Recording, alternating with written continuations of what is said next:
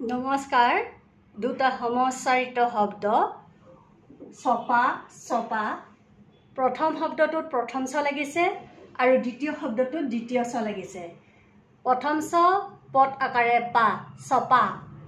ইয়াৰ অৰ্থ হৈছে গোট খোৱা, একলগ কৰা।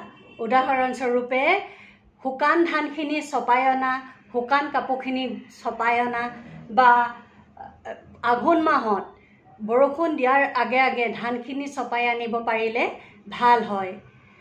আকৌ জীয়েকৰ কাৰণে জঙাইকক ছপাই অনা ক্ষেত্ৰতো বা অৰ্থটো এই প্ৰথম ছ পদ আকাৰে পা শব্দটো ব্যৱহাৰ হয়।